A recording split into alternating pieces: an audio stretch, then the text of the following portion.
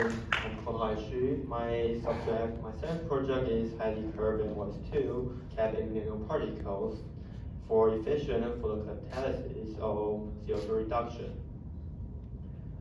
This is my outline. In the introduction about greenhouse effect, human activities today have severely impacted the Earth's climate since the Industrial Revolution. A large amount of greenhouse gases have emitted into the atmosphere, intensifying the natural greenhouse effect and causing a continuous rise in global temperature. So we researched about photocatalysis materials to resolve this problem. About photocatalysis, when the light shines on the semiconductor materials, the electron on the valence band will excite to the conducting band. This creates a hole on the valence band, and this hole can do the diox reaction.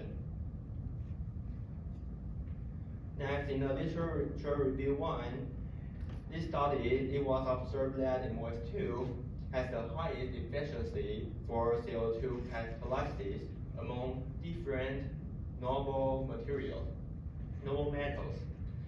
So we choose MOS2 to be one of our main structure materials. And next, in the literature review 2, this study focused on exploring the crucial structure formed by combining gold nanoparticles with MOS2. And this enhanced the optical and electrons properties that result from this combination. Also in the literature review 2 of its Raman sheet, we can see that MOS2 on nanoparticles have a larger intensity than MOS2. That's because of LSPR, the localized surface plasma resonance. And there is also a redshift because of the lattice strain effect. Next, in my literature review 3, this slide presents a study on the controllable growth and transference of modular MOS2 on gold field. And it is also proved that MOS2 enhances the electron-host pair generation on AU nanoparticles. So in my motivation about MOS2 is advantage is easy to prepare, it has low cost, reaching content, favorable semiconductive properties, good chemical stability. And about MOS2 with the nanoparticles, from the literature, we know that the curved structure provides more active seeds for redox reaction, and the curved structure can improve separation of electron and host. AU nanoparticles can provide the localized surface plasma resonance. So, in my experiment, first we use AU field, start analyzing in 850 degrees for 10 minutes. We got AU nanoparticles. Then we use PVD, the physical vapor dispersion, to attach the MO3 on it. After that, we use CVD, the chemical vapor dispersion, to separation the MO3. After all this, we got a highly curved MOS2 capped AU nanoparticles. Then on in my resultant discussion, first we use SEM, the scan electron microscopy on AU nanoparticles, that we can see the AU nanoparticles is individually and no aggregation. And on the top of right have the AU nanoparticles picture.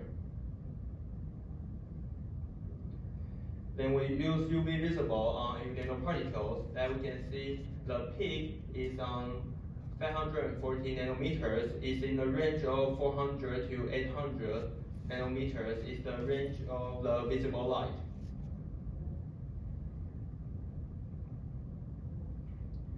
Then we use, this is the MOS3 onto gold nanoparticles using PVD, performance and separation of CVD.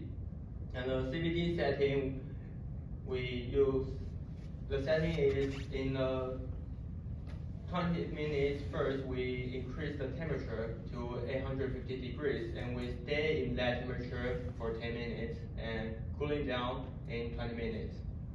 The gas we use is argon, hydrogen, and hydrogen sulfide.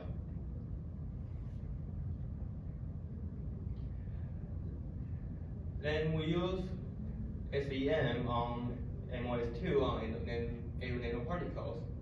We can also see that MOS2 on AU nanoparticles is individually and there's no aggregation. And we use thermal spectra on MOS2 and AU nanoparticles and MOS2. These have the same result in literature review too, that MOS2 on AU nanoparticles has a higher intensity than MOS2 because of LSPR. And it has a shift because of lattice strain effect. Then we use UV visible on MOS2 and MOS2 on AU nanoparticles. We can see LSPR, and also they are also in the range of visible light. Next, to make sure the material in my product, we use XPS, X-ray photoelectron spectroscopy, and to analyze the product. And we can see there have molybdenum, sulfur, and gold on it. Then we use XRD, X-ray diffraction, to analyze the product and confirm that it has MOS2.